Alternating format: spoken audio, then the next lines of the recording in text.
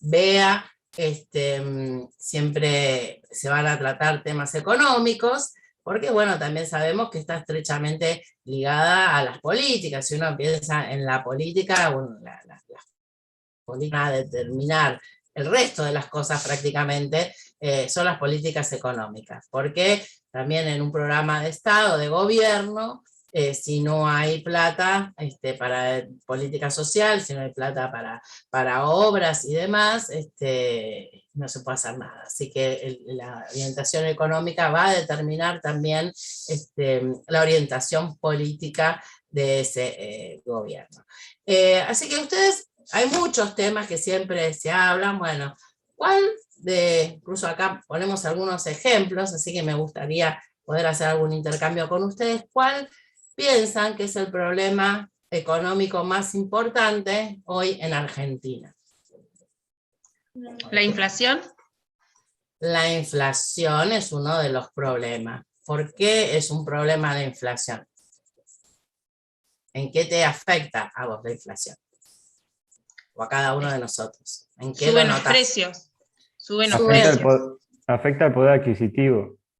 Afecta el poder adquisitivo de los salarios. Y ya estamos empleando ahí un término que es poder adquisitivo. Es la capacidad de compra que tienen nuestros ingresos, ¿sí?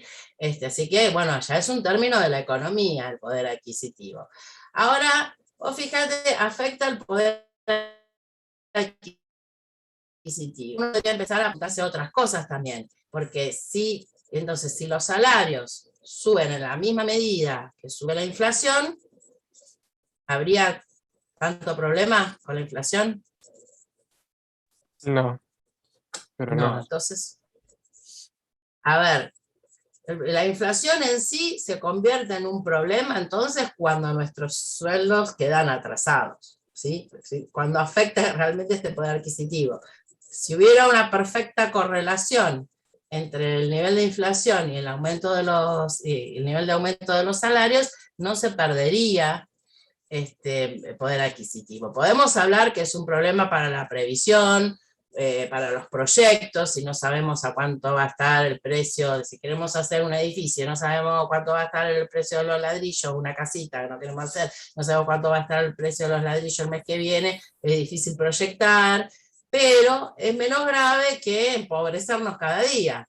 Entonces, también la inflación es un problema dependiendo del nivel de inflación que haya y dependiendo de si los aumentos salariales se adecuan o no a estas subas de los precios, ¿no? Entonces fíjense que estas cosas que por ahí uno dice, la inflación, incluso en el Estado, en otros momentos, ¿sí? Que no ha habido inflación por las políticas que se empleaban en ese momento, surgió otro problema que suelen ser normalmente no aparecen concomitantemente, ¿no? Los dos problemas a la vez. O sea, ¿qué otro problema de los que algunos muestro acá puede surgir en la economía? Ustedes me hablaron de la inflación y del poder adquisitivo del salario, pero para tener un salario, ¿qué tenemos que tener? Trabajo. Trabajo. Y hay momentos en las políticas de todos los países o la situación de todos los países que el problema más grave es el desempleo y no la inflación, ¿no? Profe, Incluso, sí. igual en algunos países puede pasar que por ejemplo, no haya problemas de desempleo, pero sí de productividad. No haya problemas de desempleo, pero O sí de sea, productividad. que no haya muchos problemas de desempleo, pero no esté económicamente bien. No sé si se entiende mi duda. A ver, primero, una cosa es productividad, otra cosa es definir qué quiere decir económicamente bien, porque eso es lo que estábamos diciendo. Por ahí, una economía sin inflación, ¿está bien porque no tenga inflación? Bueno, no, hay que evaluar otras cosas. Hay que evaluar, por ejemplo, puede no tener cero inflación, como pasó a fines de la década del 90, pero altos niveles de desempleo. Entonces, bueno, el poder adquisitivo de los salarios se mantenía, pero era bueno para aquellos que tenían un salario. Aquellos que no tenían trabajo, no les importaba tanto que no hubiera inflación. La producción, si acá pregunta, poder adquisitivo es poder de compra, exactamente. ¿Cuánto podés comprar con el valor de tu salario? ¿Cuántos bienes, cuánto podés utilizar en consumo? ¿No? Así que bueno, el compañero hablaba de la producción, de la productividad. O sea, puede ser que haya trabajo para todos, pero que sea un país que se dedica a los servicios y no a la producción de bienes. Pero bueno, si hay trabajo, quiere decir que es una economía que se está desarrollando. Cuando no hay producción de bienes, el problema es que esos bienes, si son de consumo y son necesarios, el país los tiene que importar. Y si no tiene, ustedes saben que el comercio exterior se realiza con una divisa, que es el dólar en este caso. Esa es la moneda para el comercio internacional. ¿Y qué pasa cuando no se produce demasiado? Hay que comprar, entonces, lo suficiente, hay que comprar bienes al exterior y no tenemos divisas. ¿Cómo hacemos dólares?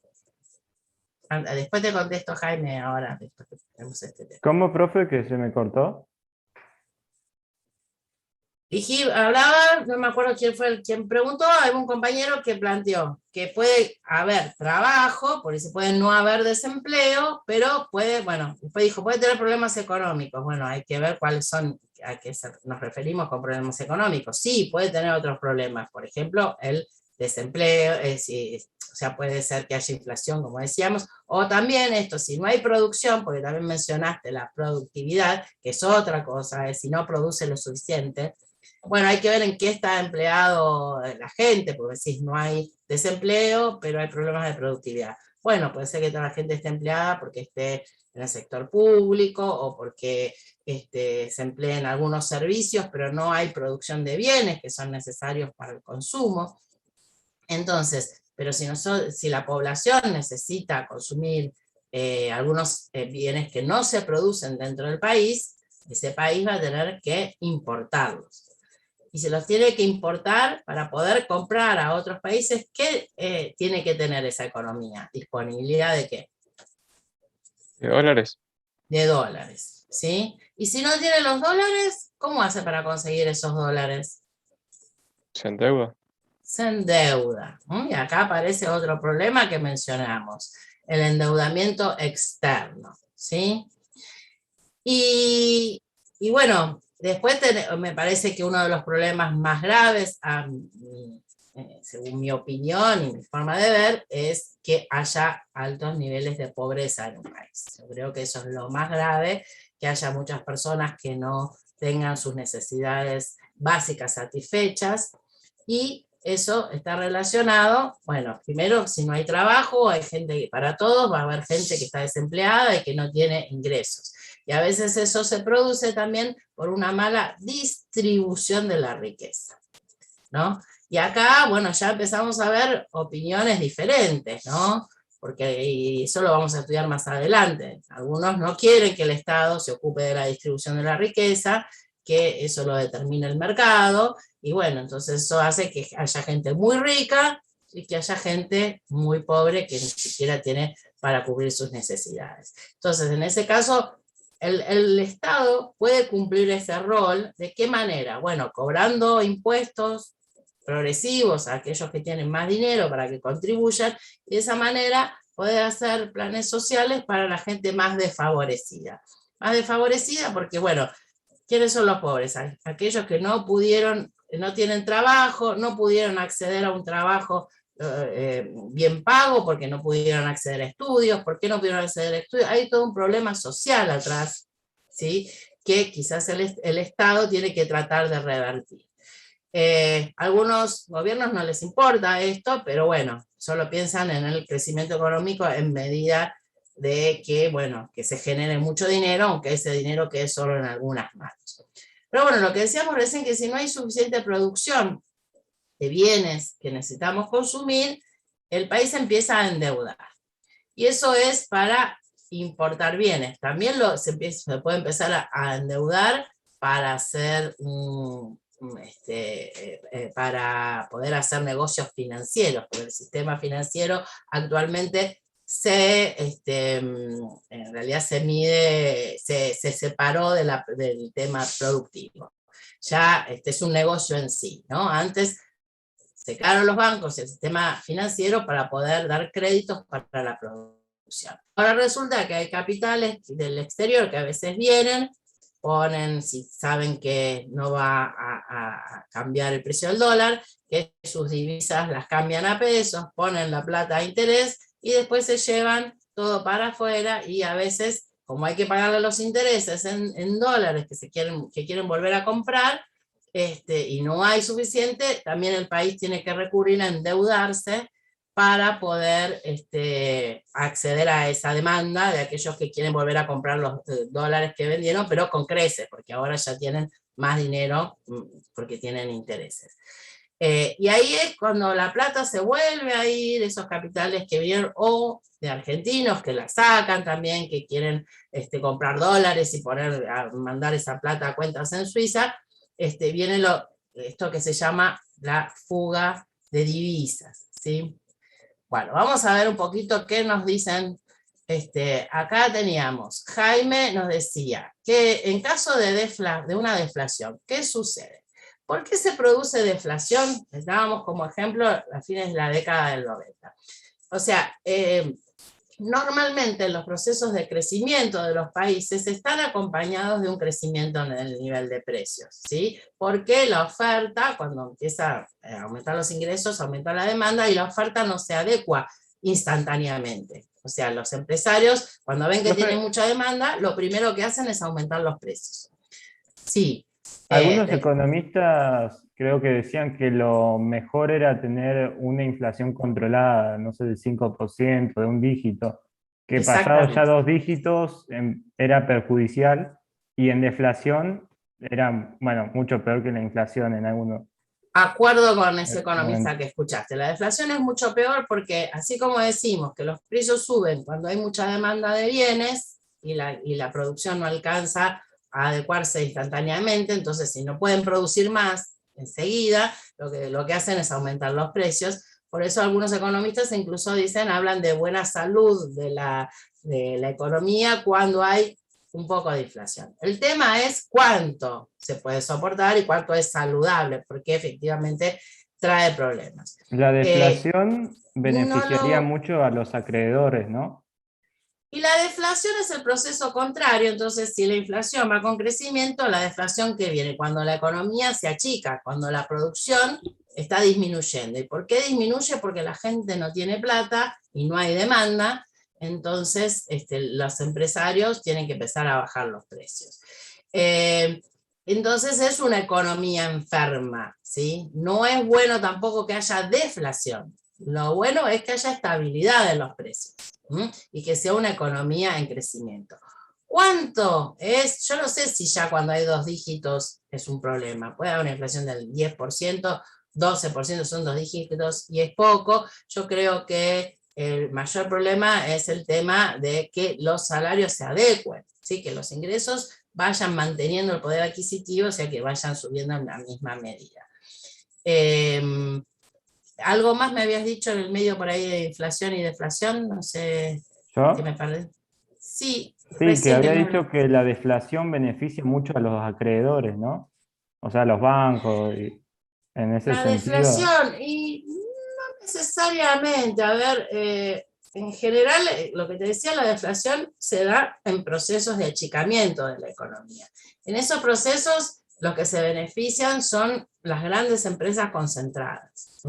Porque si no hay mucha demanda, los únicos que pueden, y bajan los precios, los que se pueden mantener en el mercado son aquellas empresas que tienen bajos costos de producción, que normalmente son empresas multinacionales, son empresas grandes, y la pequeña y mediana empresa nacional se funde. Entonces, a veces esto se da, como se dio en la década de 1990, se procesa y bueno, ¿quiénes se benefician? Bueno, los que quedaron en pie son estas grandes empresas que barrieron con la competencia nacional. Para nuestro país fue altamente desfavorable, ¿no? Para los habitantes que tenían un salario un salario fijo, bueno, obviamente si bajan los precios y demás, se ven beneficiados. El problema es que cada vez, si no hay producción, cada vez va a haber menos empleo. Después me pregunta acá Juanse, con los planes sociales, ¿no se perjudica más a las personas que tienen menos recursos? En este país aumentan los planes y aumenta la pobreza. A ver, ¿alguien quiere opinar antes de que yo introduzca mi opinión sobre esto? Yo creo que ayudan si son así con un tiempo, o sea, qué sé yo, para mí son útiles en una época de crisis, pero en un tiempo reducido, es decir, que no se alarguen en el tiempo. ¿Y No sé cómo si se me determinás entiende. ese lapso de tiempo? Cuando decís, bueno, ya no es Y necesario cuando más se planes. empiece a estabilizar un poco la economía, no sé, cuando vea que se puede ir retirando gradualmente o que ya no se necesite. Que no Igual se yo creo que necesite. depende, Ujú. ¿o A no? ver. Porque hay personas que realmente, por ejemplo, utilizan y les sirvió, y hay otras que lo utilizan para cualquier cosa, pero el gobierno tampoco puede tener el control de eso. Es como, no sé, yo siento Es que muy por ahí no es tan difícil. necesario tantos programas o tanta plata a tanta gente, porque se le da, creo que hasta a los que están en la cárcel, no sé qué, o a los que tienen no sé cuántos hijos, pero por ahí lo usan para cualquier cosa también. Lo que pasa Bueno, es que se Profe, a ver, vamos a hacer como una listita. Por ahí escuché una voz de una chica después que dijo, lo que pasa es que, y de la misma manera que se hace el relevamiento para solicitar un plan, que es muy difícil, o sea, no es fácil solicitar un plan y tampoco a todos les gusta solicitar un plan, porque solicitar un plan es la última instancia cuando una persona ya no puede satisfacer sus necesidades básicas y o tienen que acudir al gobierno o tienen que acercarse a alguna sindicatura o algún movimiento, o algún lugar político, algún partido, y no es, o sea, no es fácil ese proceso que le lleva a la persona tener que reconocer que ya no se puede satisfacer por sí solo y que tiene que pedir ayuda de un externo y depender a su vez de un cambio de gobierno y de que ese plan no lo pierda, y aparte tampoco con un plan. El otro día salió una noticia en el diario Río Negro de acá de Neuquén que una persona, para no ser pobre en la localidad de Neuquén, tenía que tener un ingreso mínimo de 91.158 pesos. Eso incluía un alquiler, una mínima canasta básica, con una sola compra de carne al mes. O sea, no se está hablando de ni de un pasatiempo ni de nada. Con un plan, una persona no puede mantener a su familia. Y de la misma manera que se hace un relevamiento para poder llenar un formulario y demás, que hay que tener un conocimiento, porque a esa persona se le tiene que pedir una computadora, que lo complete y que demás. De esa misma manera se tendría que poder relevar la información para ayudar a esa persona a reinsertarla en el mercado realmente.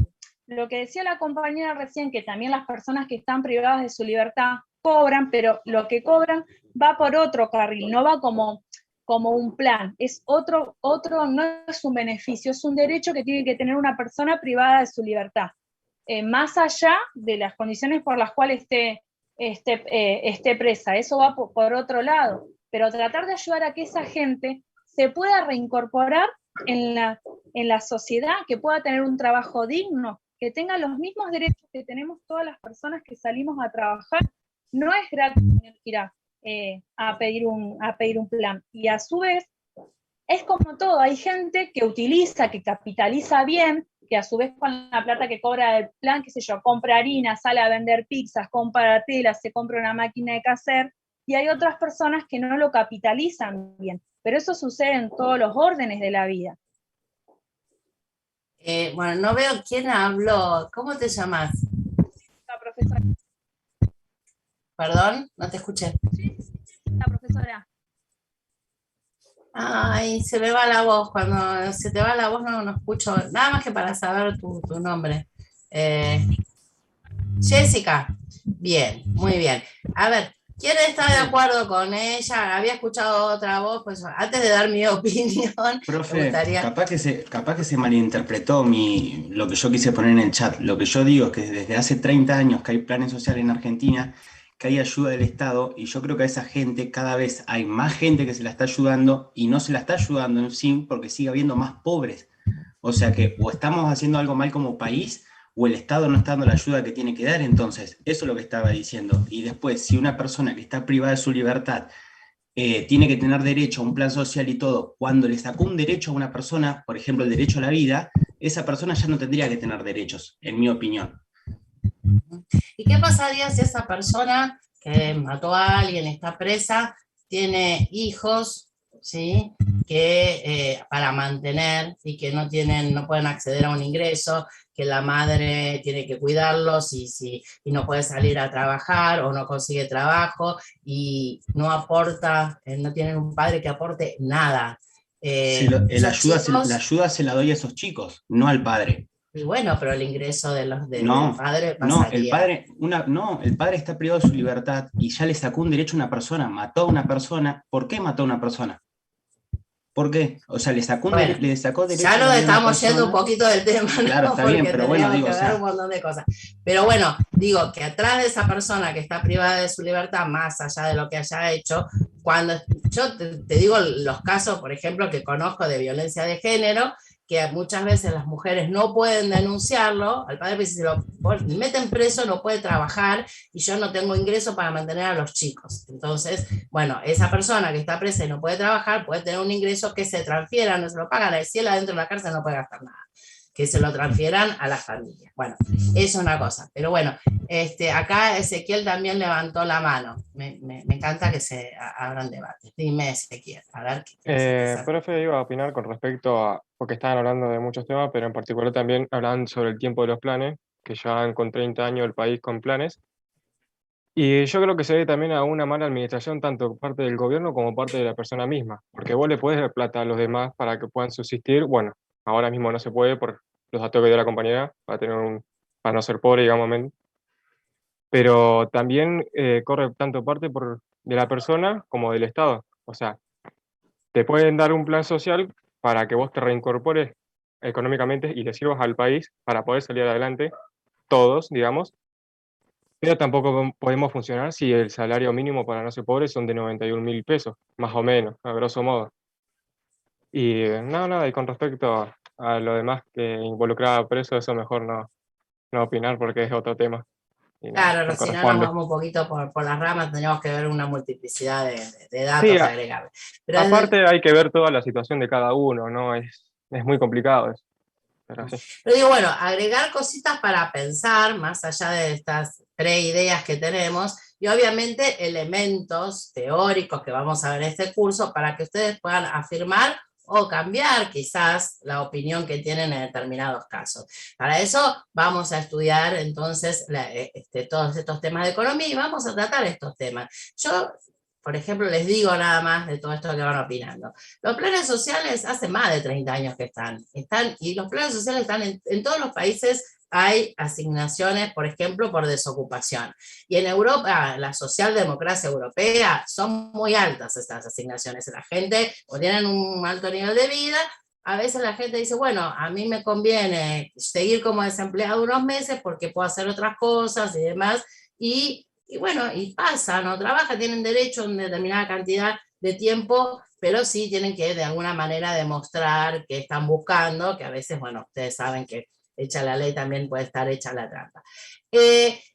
Los planes se van terminando cuando hay empleo, ¿sí? Normalmente ustedes, hay información confusa, pero que ustedes pueden chequear, porque a veces nos hacen creer estas cosas, y si ustedes empiezan a ver registros estadísticos, cuanto más planes sociales hay, son en los gobiernos de los que llamamos de corte neoliberal, porque es donde surge claramente el desempleo. Les vamos a ir viendo por qué.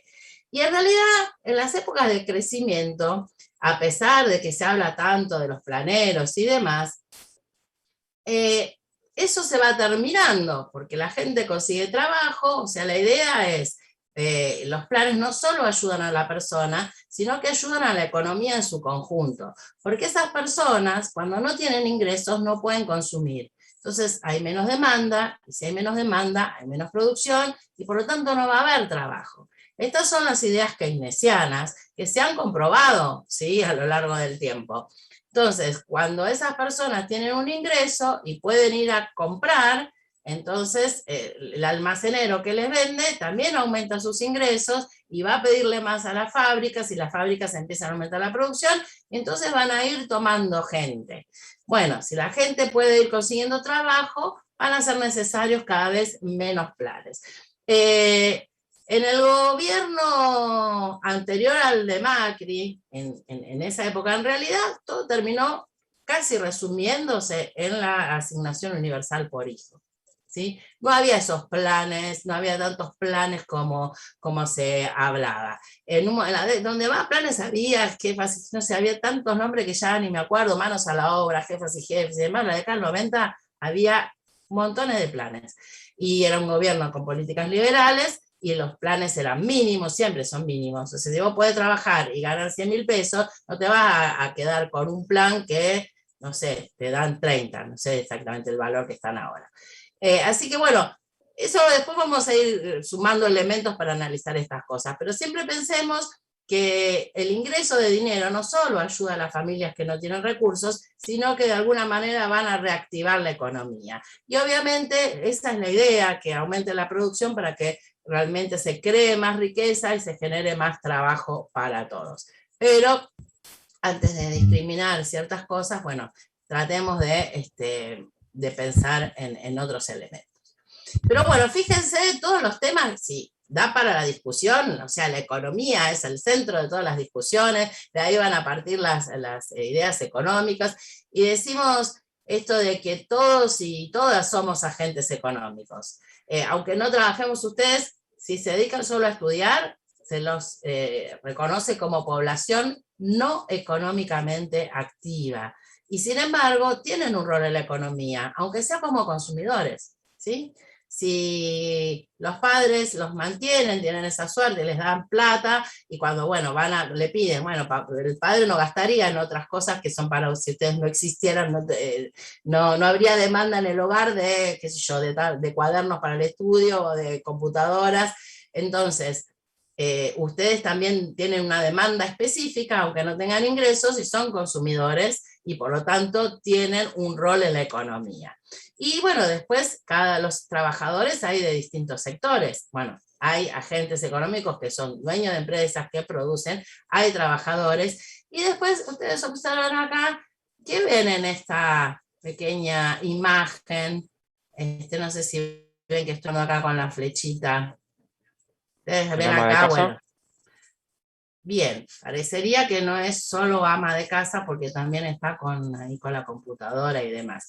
Bueno, las cosas que se hacen dentro del hogar también son trabajos. Las amas de casa no se las considera, también vamos a ver este tema, económicamente activas si no tienen un trabajo fuera del hogar. Todo lo que se produce fuera del hogar no es considerado como en el PBI, o sea, como riqueza generada, y sin embargo es trabajo, ¿sí? Es trabajo que si lo tuviéramos que reemplazar y pasaría por el mercado, tiene un precio determinado, o sea, si no podemos cuidar a los niños para salir a trabajar, tengo que contratar a alguien que lo cuide, y hay un precio para eso, ¿no? Entonces las personas que se quedan dentro del hogar cuidando, haciendo tareas de cuidado, no reciben remuneración, pero si salieran al mercado a cuidar a otra gente, sí tendrían una remuneración. O sea que eso tiene un valor que se está, a través de la economía feminista, se está tratando de visualizar cada vez más todas estas tareas que se hacen dentro del hogar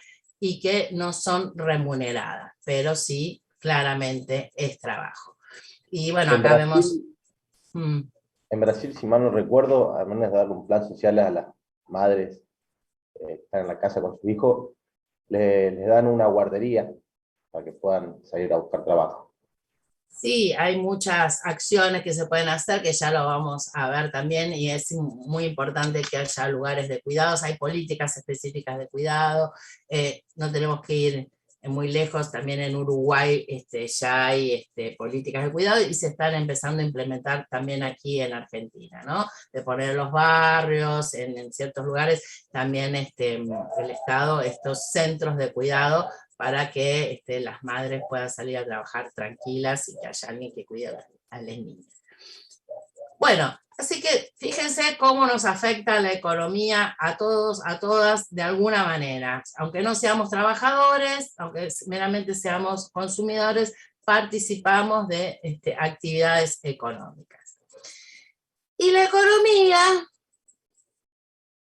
es una ciencia, ¿no? Entonces, una cosa es la economía real, donde se producen todos estos intercambios, y lo que estudia ciencia económica es precisamente todos estos hechos de la economía real, que para entenderla necesitamos además conocimientos teóricos, que se van desarrollando. Y no todos los conocimientos forman parte de una ciencia. Que va a ver, si nosotros pensamos por qué sabemos cosas, ¿sí? A veces lo sabemos por nuestra propia experiencia, ¿no? Por prueba y error, vamos aprendiendo.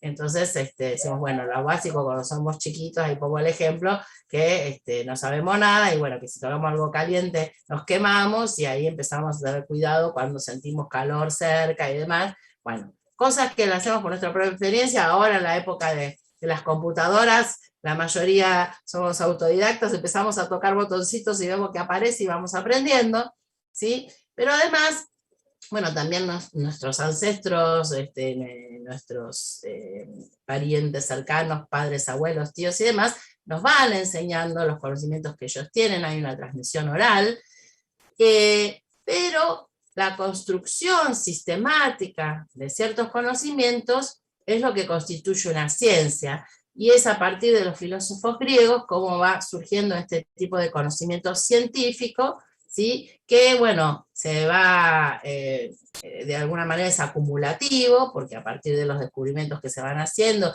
se pueden ampliar esas experiencias y seguir descubriendo más dentro de un mismo paradigma. Y a veces esos paradigmas son refutados, lo que creemos, lo que cree la ciencia en determinado momento, cuando se pone a prueba, y en algún momento eso, la humanidad se entera de que el científico descubrió algo nuevo, y que deja atrás ese conocimiento que creíamos, que dábamos por cierto, ¿no? Entre los primeros científicos están los astrónomos, ¿sí? Y fíjense, por ejemplo, si cuando a través de la observación del cielo y demás, había ciertas creencias, en algún momento se pensaba que la Tierra era el centro del universo y que todo giraba alrededor de la Tierra, y después se descubrió que esto era falso, ¿sí? Ya Galileo Galilei supo que en realidad la Tierra giraba alrededor del Sol. Y eso le costó que lo expulsaran de la iglesia, pero bueno. Problema de quienes estaban en ese momento al frente de ella. Bueno, entonces hay ciertos supuestos, ¿no? Para construir conocimientos. Lo primero que tenemos que pensar es que hay todo un mundo fuera de nosotros. Cada uno de nosotros tenemos imágenes de esa realidad que nos rodea a través de los sentidos, de cualquiera de ellos. Lo que vemos, lo que tocamos, lo que saboreamos, ¿sí? Lo que escuchamos. Y entonces a través de esa observación, esas observaciones que vamos haciendo, nos damos cuenta de que el mundo presenta ciertas regularidades, ¿no? Que hay cosas que van sucediendo regularmente, que hay cosas que ya están establecidas. Entonces cuando nos vamos dando cuenta de eso, decíamos, los astrónomos cuando veían entonces por qué ocurría el día, la noche y demás, fueron tomando nociones de movimiento, ¿sí? Y todos los días pasaba lo mismo, en un momento salía el sol, en otro momento se ponía, venía la noche y demás. Entonces, ese mundo que vamos conociendo puede ser descrito y explicado. A eso se dedica la ciencia, ¿no? Describir y explicar los fenómenos. Entonces, estos fenómenos pueden ser observados, y hay otros, pero también hay otros que no podemos observar, y que podemos acceder a deducir estas cuestiones que pasan y que no alcanzamos a ver a través de los conceptos teóricos. O sea que la ciencia construye determinados conceptos que vamos a utilizar para explicar los fenómenos. En economía mismo, si uno piensa, cuando se habla del mercado, el mercado hoy estuvo, no sé, mostró movimientos, subió el dólar, el mercado estuvo inquieto. ¿Qué es el mercado? Bueno, es un concepto teórico, porque el mercado es gente que hace compras, hace ventas y demás, ¿sí? Entonces se construyen conceptos teóricos para ir aplicando a estas ciencias y conocimientos. Pero nuestro conocimiento siempre va a ser imperfecto, siempre nos va a faltar algo por analizar y tener en cuenta. Es incompleto, es sesgado, porque fíjense que siempre todos somos personas, somos sujetos, por lo tanto, somos subjetivos. Y cada uno ve la realidad, hay cosas que las ve de distinta manera, que son altamente subjetivas. Y entonces nuestra subjetividad va a influir en cómo explicamos esos fenómenos, aunque querramos ser lo más objetivos posibles.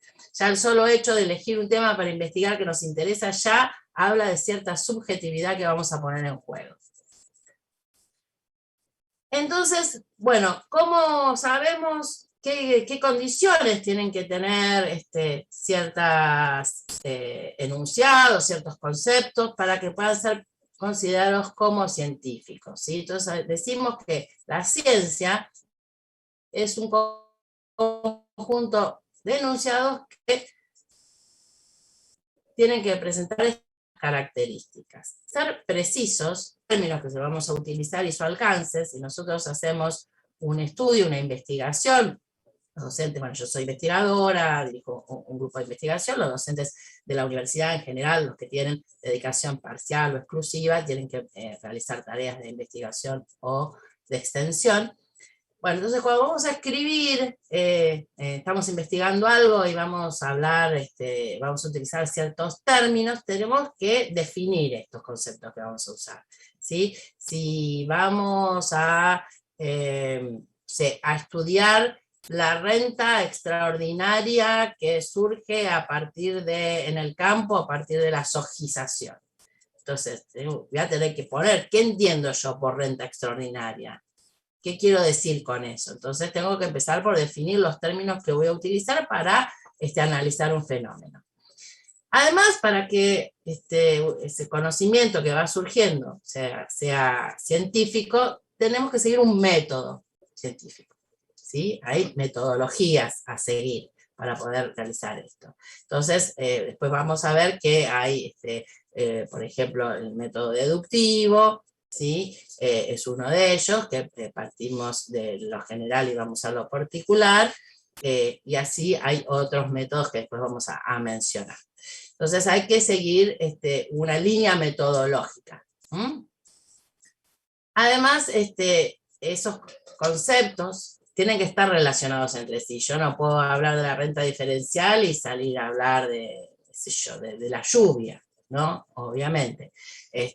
Bueno, capaz que en el caso de la soja influye la lluvia, no. O sea, no podemos meter conceptos descolgados, sino que vamos a utilizar aquellos que se relacionan entre sí y que sirven para lo que queremos demostrar, entonces se conforma un sistema. Y además esto es importante, decimos falibles, ¿sí? Si no se pueden poner a prueba para discutir, ya no es un conocimiento, sino es un dogma. Si yo digo, no sé, en la religión, Dios existe, y en realidad no tenemos ninguna prueba cierta, ni de que exista ni de que no exista, ¿no? Es creer o no creer. Entonces no es científico, es decir, bueno, yo creo en Dios o yo no creo, ¿sí? Eso no es científico. Los conocimientos científicos tienen que poder criticarse. De hecho, así avanza el conocimiento. Yo les decía, bueno, los ponemos a prueba y yo quiero poner en esa duda crítica que surge a los investigadores, decir, yo no creo que esto sea así y lo voy a intentar demostrarlo. Entonces, se deben poder poner a prueba para que alguien desarrolle y pueda decir otras cosas. Probarlas o no.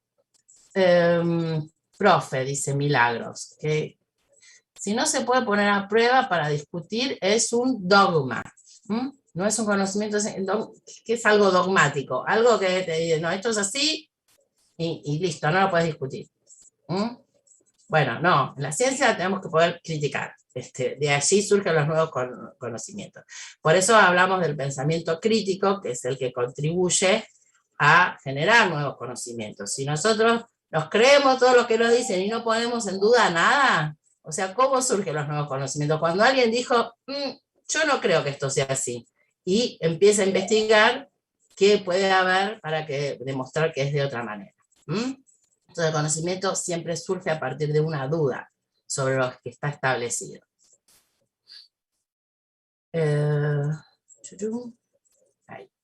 Bueno, además, antes decíamos que la ciencia, los conocimientos tienen que ser objetivos, y como expliqué recién, nada es objetivo, ¿sí? Porque no somos objetos, somos sujetos, somos personas, y siempre va a mediar una subjetividad de quien desarrolla estas investigaciones. Entonces ya no se dice más que hay objetivos, sino que hay hay una intención de ser objetivos, ¿sí? Porque tampoco, si uno ya tiene un objetivo determinado de que la gente crea determinada cosa y no hace un método, desarrolla que pueda demostrar eso, ya tampoco es científico, es un panfleto, ¿no? Es algo que nosotros salimos a defender una idea.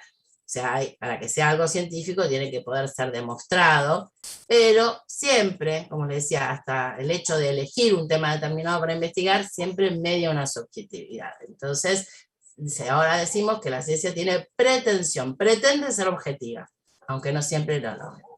Además, bueno, ese fenómeno, para poder avanzar en el conocimiento, primero tiene que ser analizado. Entonces estos preceptos tienen que ser analíticos. Vamos a analizar un fenómeno para poder describirlo después, ¿sí? Pero bueno, con solo la descripción no hacemos nada. ¿Para qué analizamos y lo describimos? Para poder explicarlo. ¿Por qué sucede esto? Y a partir de ahí poder realizar predicciones, ¿sí? Ustedes saben, antes cuando la humanidad desconocía muchas cosas, entonces había, no sé, el dios de la lluvia, el dios del rayo, hasta que alguien empezó a ver por qué llovía, se empezó a observar que de repente, cuando hay cierto nivel de presión atmosférica y calor, empieza a evaporarse el agua, se conforman las nubes, y cuando cambia esa presión, después llueve, ¿sí? Entonces, alguien observó, analizó, describió esas circunstancias, ¿sí? Qué pasa, qué temperatura, qué presión, etcétera. Entonces a partir de ahí pudo predecir que cuando se dieran estas circunstancias iba a llover. Todavía le erran un poquito, pero bueno, es aproximado. Entonces eso es la predicción. El conocimiento nos permite predecir algunos fenómenos. Bueno, si se da esto, va a pasar esta otra cosa. Y además, para que esto sirva a la humanidad, tiene eso que yo descubrí, que estudié y llegué a una conclusión, lo tengo que poder comunicar. Tiene que ser comunicable y efectivamente comunicado. Cuando se dan estos congresos o los eventos científicos, a través de publicaciones, si no, se presentan entonces los resultados de estas investigaciones. Profe, Sí. ¿en qué caso no sería comunicable? Si yo me lo quedo, o sea, comunicable puede ser todo en realidad, ¿no? Pero la importancia es que sea efectivamente comunicado. O sea, no hay posibilidad de comunicarlo, no sé, por algún tabú que yo o en algún país que esté determinados temas prohibidos, entonces eso no llega al acceso de la comunidad, entonces no nos sirve, ¿sí? Tiene que poder ser comunicados y comunicarse efectivamente. Ah, bien, gracias. Bueno. Y podemos decir entonces que dentro de estas ciencias hay también distintos tipos de ciencias, las ciencias formales, por ejemplo, que no se refieren a la realidad, sino que se construyen estos conceptos teóricos, como decíamos recién, que necesitamos para explicar aquello que no podemos ver, no podemos observar, y entonces, por ejemplo, la matemática es el caso más cercano, el más conocido de una ciencia formal. Son un montón de conceptos teóricos que nos sirven para aplicarlos a otras ciencias, para la arquitectura, para la ingeniería, para la economía misma, pero ¿quién vio las infinitas rectas que pasan por un punto? No es algo observable, sino que es una construcción teórica, por eso es una ciencia formal. Y las ciencias que estudian los hechos reales son las fácticas. Dentro de ellas también podemos dividir las ciencias físico-naturales y las ciencias, por otro lado, las ciencias sociales. Las ciencias sociales son las que estudian la conducta humana y sus procesos materiales. Entonces, ¿qué tipo de ciencia les parece que es la economía? Práctica. Dentro de esto. Es práctica. ¿Y de cuál de estas dos tipos? Vamos a volver acá. Fáctica porque es de los hechos. Sí. Está bien. Social. Pero dentro de estas dos, social. La economía es una ciencia social. ¿Sí? Y bueno, vamos a explicar, mañana vamos a seguir explicando por qué es una ciencia social. ¿Sí? Vamos a ver todos estos métodos que utiliza y cómo conformamos. Pero por lo menos ya sabemos lo que es ciencia, cómo la diferenciamos de otros conocimientos, y ya podemos ubicar a la economía como una ciencia social. ¿No? ¿Les parece? Mañana entonces seguimos a partir de este punto. Recuerden que mañana es a las 16. ¿Sí? Profe, ¿le puedo hacer una consulta? Sí, claro. Perdón, capaz que ya le habían preguntado, entré a las 6 porque estaba trabajando. ¿La clase queda grabada, se va a subir a la PETCO? La clase queda grabada y después le vamos, en la PETCO lo que vamos a colgar es el link de el archivo del Drive donde lo subimos. Lo subimos en la carpeta de Drive y después le ponemos la dirección para que ustedes puedan acceder. Ahora yo paro, gracias. Después viste que tarda un rato hasta que se va subiendo, se va guardando. Así que probablemente mañana a la mañana o hoy a la noche a veces la pueda subir. Buenísimo, gracias. Pongo la PEDCO, la dirección. Bueno, que tengan una buena tarde y nos estamos viendo mañana. Chao, profe, igualmente. Chao, hasta luego. Gracias, hasta luego.